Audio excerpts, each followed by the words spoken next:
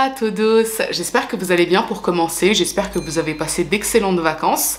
L'affaire d'aujourd'hui m'a été demandée à de très nombreuses reprises sur Instagram par nos amis canadiens, donc la voilà.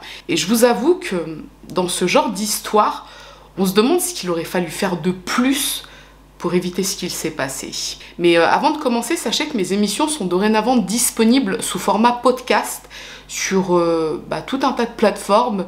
Et là, de tête, je peux vous en citer 3 ou 4. iTunes, Google Podcast, Deezer, Spotify, Sibel et je ne sais plus, mais en tout cas, elles sont disponibles en format podcast, c'est-à-dire que j'ai supprimé la partie intro et la partie mon opinion. Pour les nouvelles vidéos qui sortiront sur YouTube, elles seront disponibles en format podcast sous un mois, je pense. Je vais faire comme ça, en fait, c'est le temps qu'elles me génèrent des revenus sur YouTube. Et là, vous les aurez, donc comme je vous l'ai dit, sans la partie intro et sans la partie mon opinion. Ce que je vous propose à présent, c'est de cesser les digressions ici et maintenant. Je vous laisse vous installer tranquillement et puis je vous dis à tout de suite. J'espère que tu vas être heureuse dans ta vie de marde. Je te souhaite tout le malheur du monde. Je te souhaite que tu sois jamais heureuse puis que même que tu t'en rendes compte qu'il y avait un gars qui t'aimait puis qui aurait été prêt à tout faire pour toi. J'espère que je reviendrai jamais avec toi. Parce que sérieusement, là, tu me dégoûtes puis t'es une crise de dégueulasse. Puis honnêtement, là, le monde t'a traité de salope. Je te traite de salope puis tu changeras jamais, man. Sérieusement, là, je plains sur le père de tes enfants, man. Va chier, mange la marde.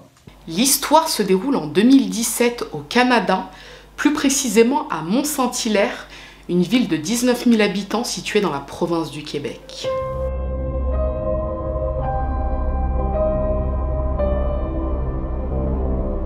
Tout commence par un appel au 911 le 22 mars 2017 aux alentours de 5h30 du matin.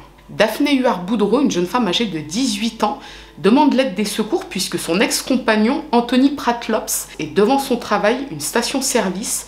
Il refuse de lui rendre son téléphone portable et il refuse également de partir. Des policiers arrivent à la station-service à 5h40 et effectivement Anthony Pratlops se tient devant la porte. Et là il leur explique que sa compagne, Daphné, se trouve à l'intérieur de la station-service mais il veut simplement lui demander qu'elle passe récupérer ses affaires à leur domicile puisqu'elle l'a trompé récemment et il veut tout simplement se débarrasser d'elle. Donc il leur dit en gros, ouais c'est une PUTE, moi je veux juste qu'elle vienne à mon domicile récupérer son chat, ses lézards et quelques effets personnels qu'elle a laissés, je veux plus rien avoir à faire avec elle. Cela dit, si elle doit venir récupérer ses affaires, je ne veux pas qu'elle vienne accompagnée d'escorte policière parce qu'elle m'a déjà fait le coup d'appeler la police par le passé et à cause de ça, j'ai perdu mon appartement. Les policiers vont ensuite voir Daphné et ils lui demandent ce qu'il en est. Et là, elle leur explique que ce n'est plus son copain, ils ne sont plus ensemble, c'est son ex. Elle vit chez sa mère, effectivement, elle a vécu avec lui. Elle a laissé quelques affaires chez lui, mais elle ira les récupérer dans la journée après le travail. Elle veut juste tourner la page, elle veut pas porter plainte, elle veut juste qu'il la laisse tranquille. Les policiers repartent de la station-service en expliquant à Daphné que si elle a besoin, elle peut les contacter. Tandis qu'Anthony, qui a appelé un taxi entre-temps, part à son tour avec le téléphone portable de Daphné. Ce dont personne ne se doute à ce moment-là, c'est qu'il ne compte pas en rester là. Et pour bien comprendre la dynamique des événements, je vous propose de nous replonger quelques années plus tôt, quand Daphné a rencontré l'amour de sa vie, celui qui deviendra ensuite son bourreau.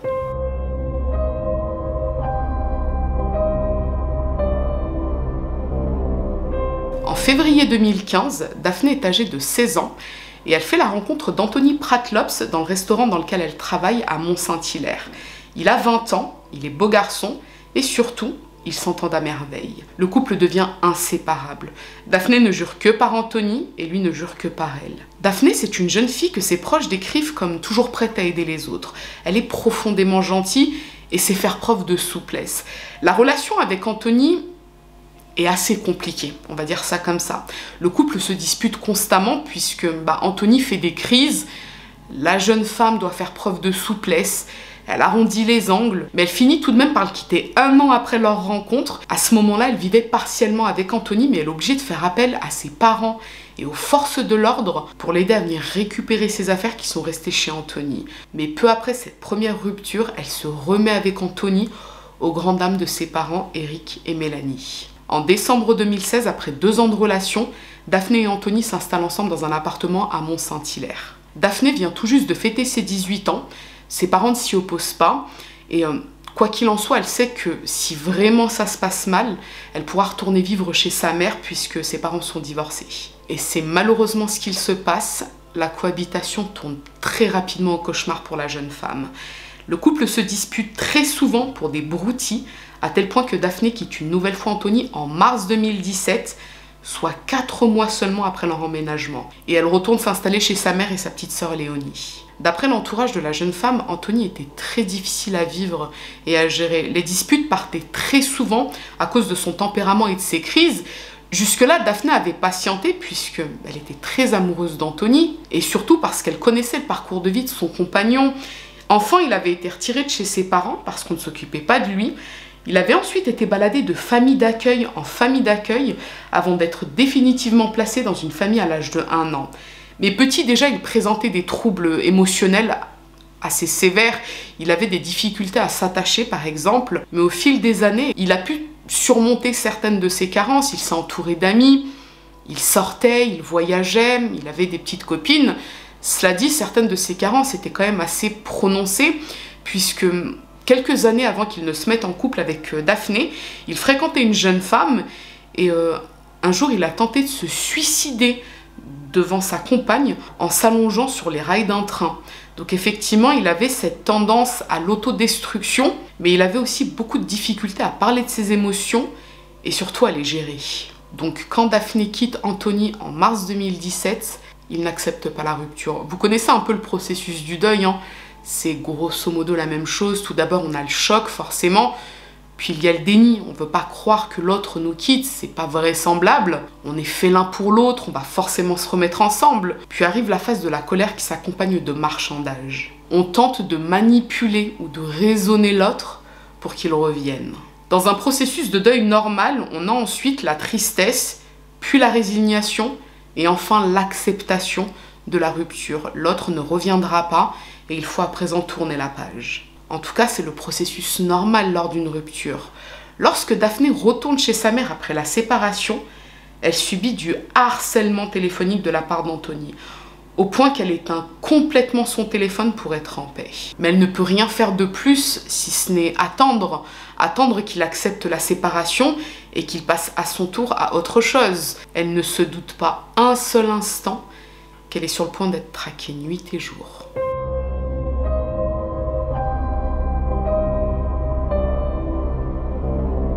Le lendemain de leur séparation, Anthony tente de joindre Daphné par téléphone, mais il ne parvient pas à la voir puisque, comme je vous l'ai dit, elle l'a éteint. À partir de là, il se met à la traquer sans répit. Il contacte les parents de la jeune femme, qui ne lui disent bien sûr pas où se trouve leur fille. Il rôde autour de chez eux tard la nuit. Il demande même à des amis de l'aider à surveiller leur domicile pour voir si Daphné s'y trouve. Lui, à ce moment-là, n'a plus le permis, donc ce sont ses amis qui se relaient nuit et jour pour l'emmener devant le domicile du père de Daphné, puis devant le domicile de la mère de Daphné, afin de voir à quel endroit elle se trouve. Mais les premiers jours qui suivent la séparation, aucune trace de Daphné, il ne sait pas où elle est. Ses parents lui disent qu'elle se trouve certainement chez une amie à tel endroit. Eux ne lui disent pas clairement où elle se trouve parce que ils sont inquiets en fait. Ils voient ce jeune homme rôder autour de chez eux la nuit. Et Daphné a été claire avec ses parents, elle ne veut plus se remettre avec Anthony. D'ailleurs, elle vient tout juste de rencontrer un autre jeune homme du nom d'Alexis. Elle a été claire également avec Alexis, elle lui a dit que son ex la harcèle, qu'il ne souhaite pas que tous les deux se séparent, mais qu'elle est très au clair en fait. Elle a vécu ce qu'elle avait à vivre avec lui, à présent les sentiments ne sont plus là, donc elle souhaite définitivement passer à autre chose. Et 3 jours après leur rupture, tandis qu'Anthony est en train de traquer Daphné et qu'il la cherche un peu partout, il apprend, par le biais des réseaux sociaux, qu'elle est en couple avec un autre garçon. Et à partir de là, sa colère est décuplée. Le 22 mars 2017, à 2 h du matin, il se rend à pied au domicile du père de Daphné.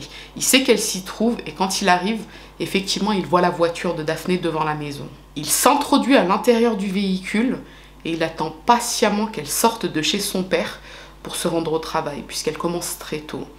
Elle sort de chez son père à 4h30, elle monte dans la voiture et là, elle tombe sur Anthony. À ce stade-là, on ne sait pas précisément ce qu'il se passe dans la tête de Daphné, mais très certainement qu'elle est effrayée de voir son ex à l'intérieur de son véhicule en plein milieu de la nuit. Toujours est-il qu'elle se rend à son travail, donc à la station-service, Anthony à ses côtés dans la voiture. Elle arrive devant la station, elle sort du véhicule et elle pénètre à l'intérieur de son travail. À ce moment-là, Anthony lui a subtilisé son téléphone portable. Sur les images de la caméra de la station-service, on peut voir Daphné entrer dans la station et refermer derrière elle.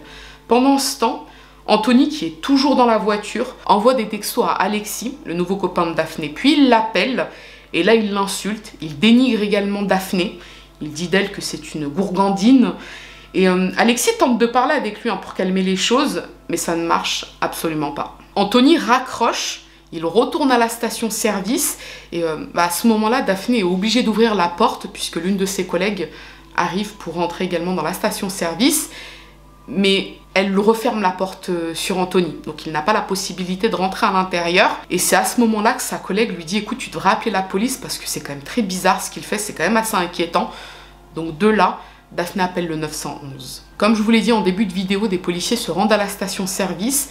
Ils parlent d'abord avec Anthony qui leur dit que c'est sa compagne, qu'elle l'a trompé, que c'est une chouin.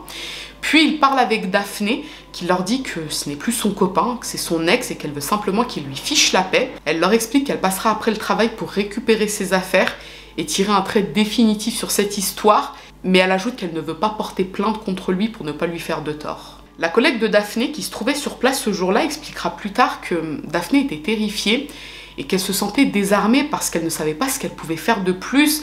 Elle avait appelé la police, son ex la suivait, il la traquait, il lui avait subtilisé son téléphone portable. Peu après le départ de la police, Daphné a appelé son père Eric pour lui dire qu'Anthony lui avait volé son téléphone portable et qu'il fouillait dans ses conversations, puisque clairement c'était le but en fait d'Anthony, lui voler son téléphone pour voir toutes les conversations qu'elle avait pu avoir, que ce soit avec Alexis ou avec des amis à elle. Donc là elle explique à son père qu'Anthony lui a volé son téléphone, qu'il ne veut pas le lui rendre. Eric appelle Anthony et il lui dit « Écoute mon garçon, voilà, vous vous êtes séparés maintenant, rends-lui son téléphone, ça ne t'appartient pas. » Anthony jure à Eric qu'il n'a pas le téléphone et il ajoute que là, il est en train de préparer ses affaires pour aller passer quelques jours de vacances chez ses parents. Lui aussi souhaite tirer un trait sur toute cette histoire. Eric raccroche, serein on va dire, puisque il pense que quand Daphné ira récupérer ses affaires un peu plus tard dans la journée, Anthony ne sera pas là, donc il n'y aura pas de dispute, rien de tout ça. Et puis concernant le téléphone, il se dit que dans le fond, c'est pas très grave. Ils iront en racheter un autre. Le plus important, c'est qu'elle récupère ses affaires et qu'on en reste là. Mais à 10 h du matin, soit quelques heures après, Daphné rappelle son père depuis son travail. Elle est catastrophée. La jeune fille explique en larmes qu'Anthony a publié des vidéos sur ses réseaux sociaux pour se venger d'elle.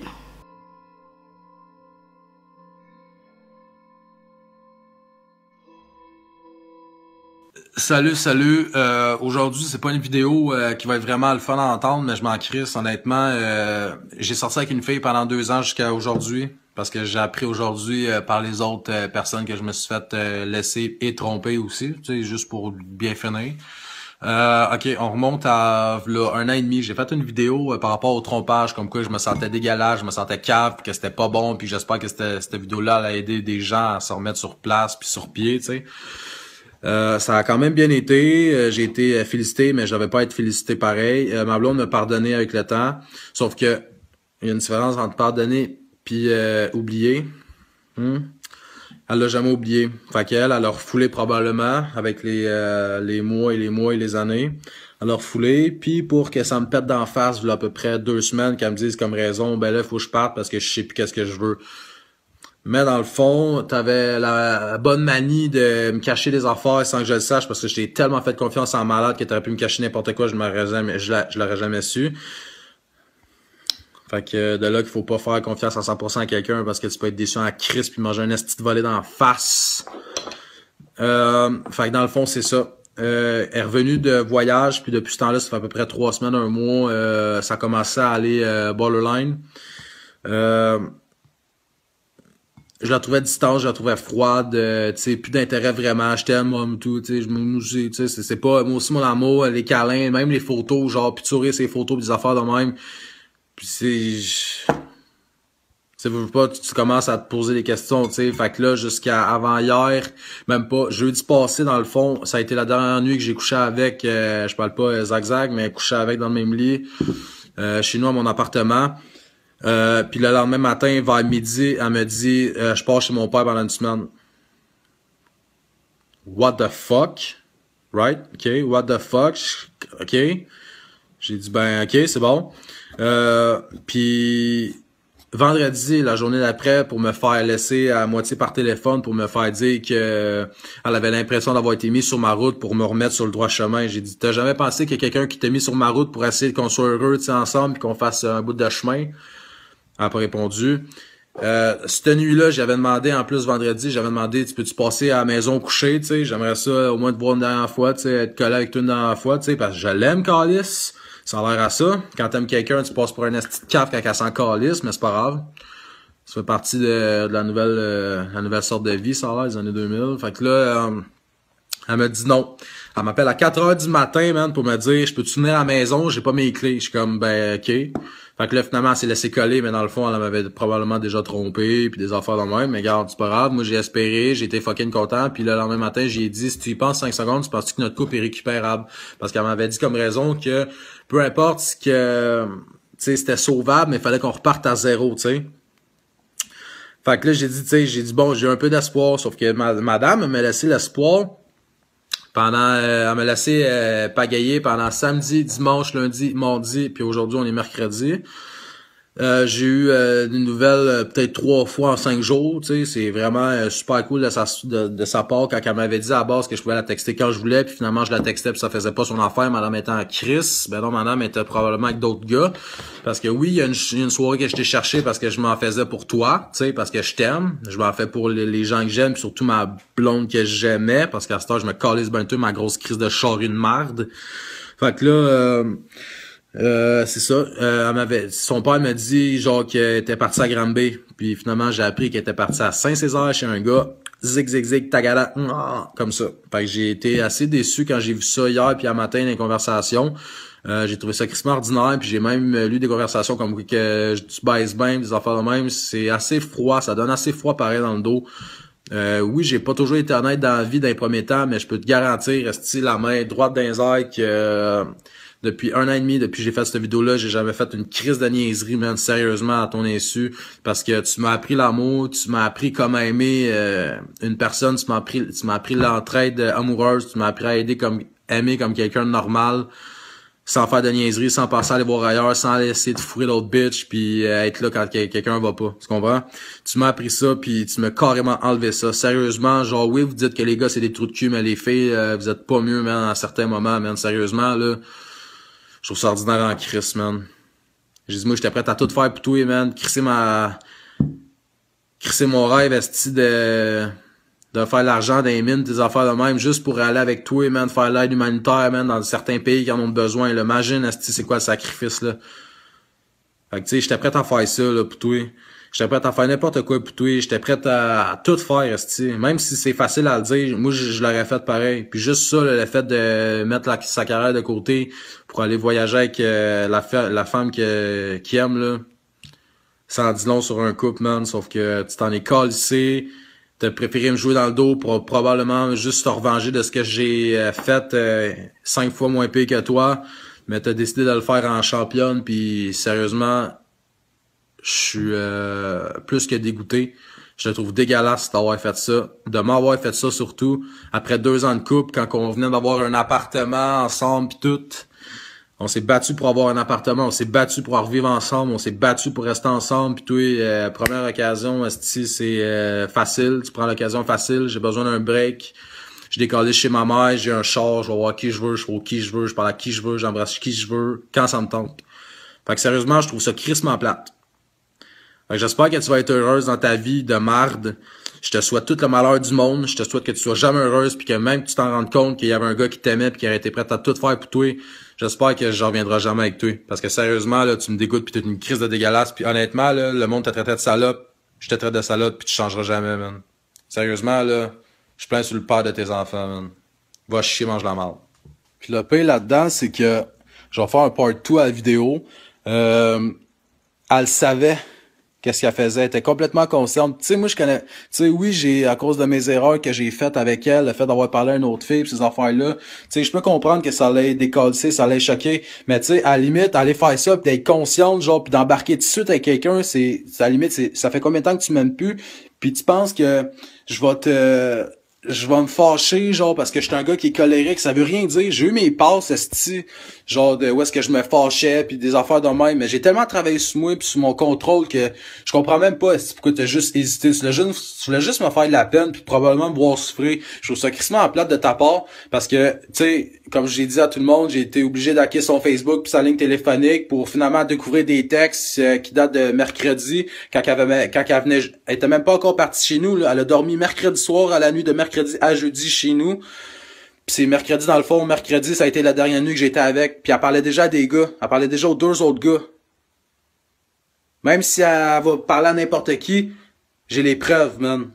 Fait que, tu sais, je comprends juste pas, je serais le seul probablement à t'accepter au fait que tu m'aies trompé 2 fois, peut-être même 3, avec des gars, puis je t'en reprendrais sur le champ, puis ça me dérangerait même pas. Parce que juste que moi je parle donnant, coup pour coup, man. Tu comprends? Moi, j'ai la triste façon de marcher comme ça. Fait que même si tu l'aurais fait, je t'aurais repris pareil. Mais viens pas me dire après ça que c'est parce que t'es malheureuse avec moi. C'est juste que tu vas aller fourrer ou soit que tu vas me faire du mal. Parce que moi et tout, j'ai investi dans la relation. Je suis peut-être pas le gars le plus riche sur la planète, sauf que mon cœur, par exemple, il est carrément plus gros que moi, man. Puis je peux pas croire que tu sois parti avec 2 astis de pédés de même, puis que t'en aies probablement fourré 2 astis soit dans la même journée, ou dans... What the fuck, babe, pour vrai, là. Tu sais, tu vas sûrement brailler, mais non, c'est pas vrai. Hey, regarde. T'auras beau nier, là. J'ai toutes lu les conversations, man. Quand c'est rendu, il faut que t'aques un Facebook, man, parce que ta blonde, est pas capable de dire les affaires, là. Moi, tu m'aurais demandé mon téléphone, là, depuis 1 an et demi, j'ai rien à cacher dedans. Absolument rien. J'ai plus rien. Là, 1 an et demi plus 6 mois. Là, j'étais prêt à mettre mon couple en péril pour ça. Sauf que depuis ce temps-là, j'ai appris, man, que tu caches rien. Pis tu peux pas rien cacher, man. Hey, elle m'a jamais collé là. Hier, elle m'a texté pour me dire, ça va être avant dimanche. Parce qu'on était supposé de se voir. On était comme en break jusqu'à dimanche. En break. Tu sais, en break coupe. Puis j'ai demandé, je peux-tu te taguer sur des photos? Je peux-tu te taguer sur des photos? Elle me dit oui. Mais elle reproche au gars qu'elle fourre que si j'arrête pas de la taguer sur des photos. Hey, branche-toi, calice. Moi, j'essaie juste de te montrer mon amour, esti, j'essaie juste de me battre pour la femme que j'aime, esti. Même si tu m'aurais trompé pis tu reviendrais, genre, je suis désolé, je te reprendrais pareil, man. Tu sais, tu dis à un gars, je suis mal à l'aise de tromper, je suis mal à l'aise là-dedans. Le gars est écrit de tromper ton chum. Fait que toi, mon Chris d'épée, t'es au courant et tout. Pis toi, t'es encore plus au courant. Elle dit non, pas ça. Ben, what the fuck? C'est le monde à l'envers, là. C'est le monde à l'envers, tout court. Je comprends pas. Tu sais, j'ai fait cette vidéo-là, à 8h à matin, man. Pis sérieusement, là, je comprends pas encore, man. Je comprends vraiment pas. On s'est fait un tatou, man, esti. We are a team. C'est toi-même qui me l'as dit, on est une équipe, esti. Une équipe de quoi, tabarnak? Tu vas pogner le ballon, tu vas scorer dans le propre net, esti? Je trouve ça crissement ridicule de ta part, pis c'est crissement immature, man. Pis sérieusement, là, genre, j'espère que tu vas te sentir mal en crisse, man, pis que tu vas te faire niaiser en esti par tes 2 estis d'épais, man. Pis même si t'en reviens, là, sérieusement, j'espère que tu vas revenir d'ici une semaine, parce que, mec, je me tanne, le gros, là, t'en reviendras plus jamais dans la crise de vie, man. Pis je sais que tu seras pas heureuse dans ta vie, man, parce que si t'es comme ça, là, tu seras jamais heureuse. Toi, tu m'as appris des affaires, sauf que... Moi, l'affaire, c'est quand j'apprends des affaires, c'est que je les garde, esti. Toi, on t'apprend des affaires, puis première occasion, si tu te mets ça à la brosse, tu te mets à faire des niaiseries, tu te mets à recommencer à consommer, man, des affaires de même. Dude! Vidons pour toi un peu, man, prenons soin de toi, tabarnak, au lieu de te dire, oh, je suis stressé, puis moi, tabarnak, moi, là-dedans, ça fait une semaine, je me fais niaiser, esti, pis j'étais encore là, je tough, man. Sérieusement, là, crise de conne, pour vrai, là. Je pensais pas de toi, man. Vraiment pas ça de toi. Chris, esti, on fait venir un chat en appartement, on fait déménager en appartement, esti, je m'occupe de ces calices de lézards, esti, tout le temps, man. Mon merci, esti, ça va se faire fist-fuck par un gars, man. 2 même, peut-être même 3. T'as ordinaire à Chris tes affaires, pour vrai, man. Tu choisis tes batailles, pis en tout cas, t'as pas l'air d'avoir choisi ben, toi. Va chier. Bref, comme je vous le disais, Daphné appelle son père, elle lui dit qu'Anthony a publié ces 2 vidéos où il parle d'elle comme d'une...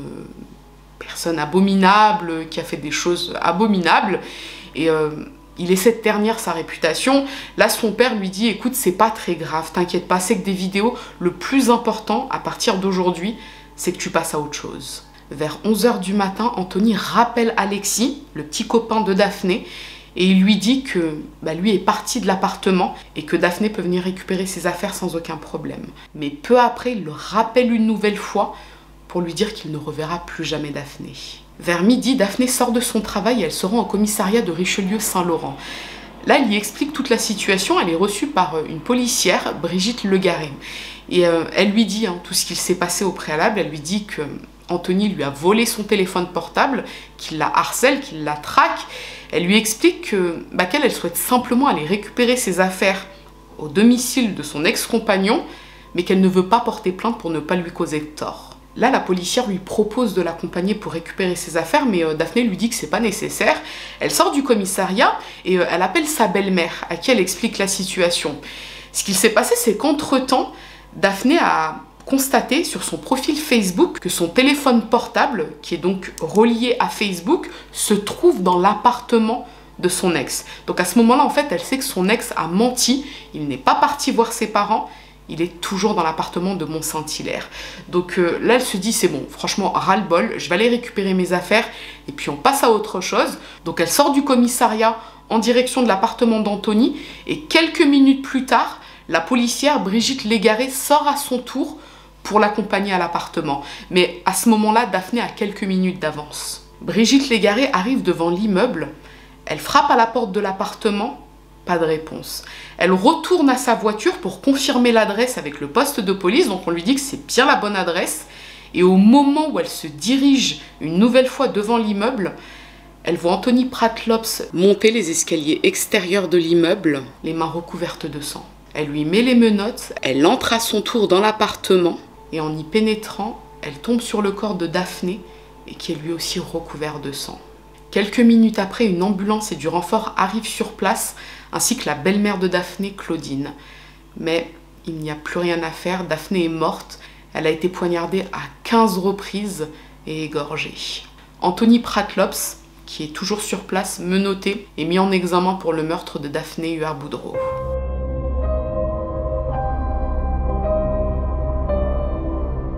Lorsqu'il est conduit au commissariat de police, on l'interroge sur la raison qui l'a poussé à poignarder son ex-compagne de cette façon, la violence de l'acte. Là, Anthony explique que ce qu'il s'est passé, c'est qu'il attendait Daphné dans l'appartement. Donc c'était un guet-apens, effectivement, puisqu'il avait quand même dit à Alexis et au père de Daphné qu'il s'en allait chez ses parents. Donc il l'attendait dans l'appartement. Il explique que Daphné est entrée dans l'appartement et quand elle l'a vu, elle a crié. Là, il a complètement pété un câble, il l'a étranglée, puis il l'a poignardée.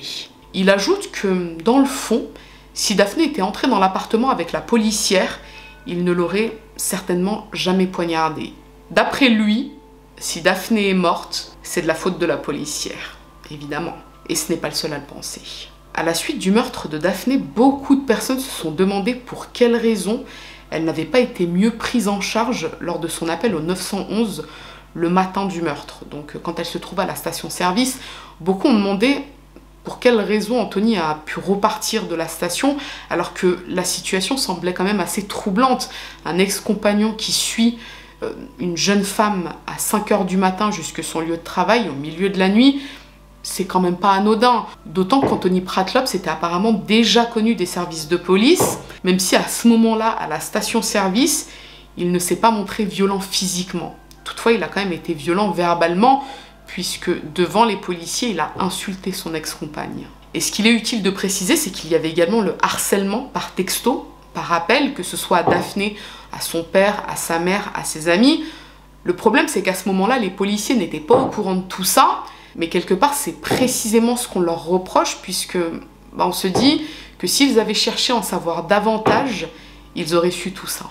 D'ailleurs, la collègue de Daphné, celle qui se trouvait à la station-service avec elle, se souvient que Daphné lui a dit que la police ne fera rien à moins qu'Anthony ne la tue. Et c'est effectivement ce qu'il s'est passé. Ce qu'il est important de souligner, toutefois, c'est que Brigitte Legaré, donc la policière qui est arrivée quelques minutes après au domicile d'Anthony Pratlops, a pris le temps d'écouter la jeune femme. Elle lui a même proposé de porter plainte et elle lui a proposé de la conduire à l'appartement.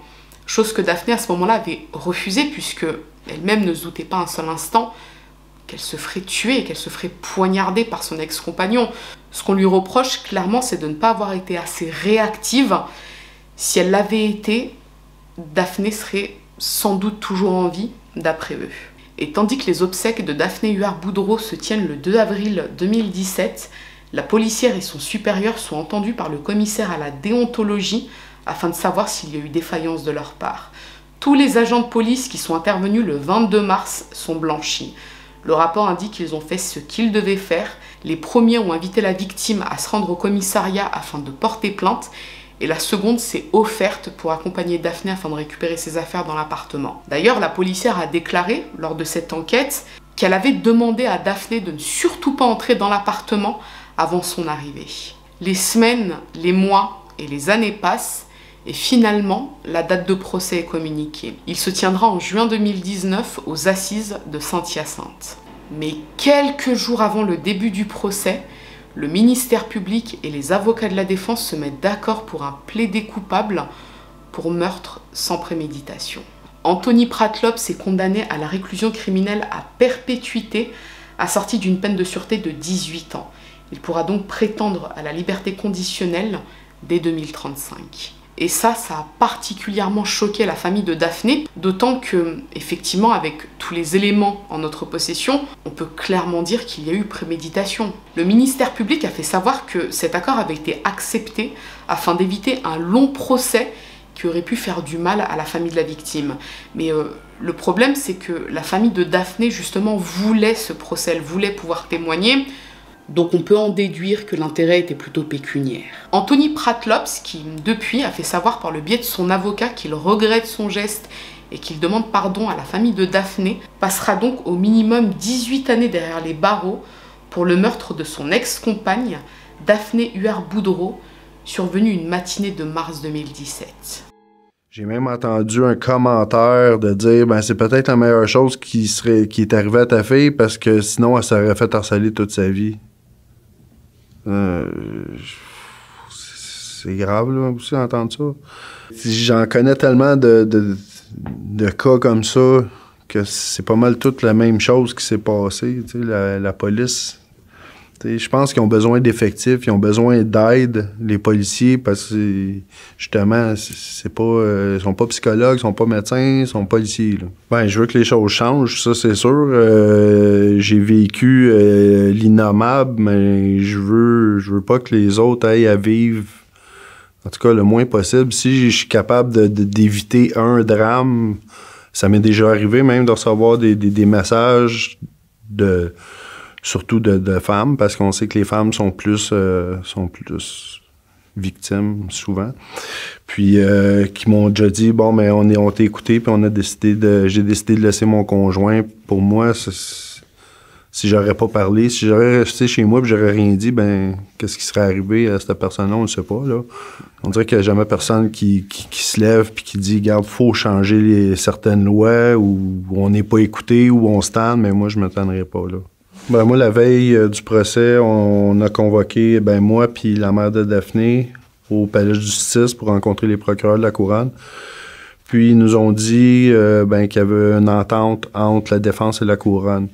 J'avais tellement des doutes avant de me présenter là. On dirait que je le savais que j'avais un gros doute que c'est ce qu'elle allait nous proposer. Mais dans le fond, ils nous ont dit, on veut voir qu'est-ce que vous en pensez. Sauf que je dis, la première chose, je leur ai demandé, je dis, OK, est-ce que j'ai un mot à dire dans tout ça? Ils m'ont dit pas vraiment. Je dis, ben, pourquoi vous me demandez que j'en pense? Là, j'ai vraiment senti la rage, là. J'étais vraiment fâché, là, que la couronne fasse un deal avec le meurtrier de ma fille. Surtout que, pis c'est même pas une histoire de 18, 20 ans, 25 ans. C'est pas ça, là. C'est bien plus sur le fait que on a un accord que c'est un meurtre non prémédité. Si ça, c'était pas un meurtre prémédité, je sais pas, c'est quoi un meurtre prémédité, là, quand le meurtre...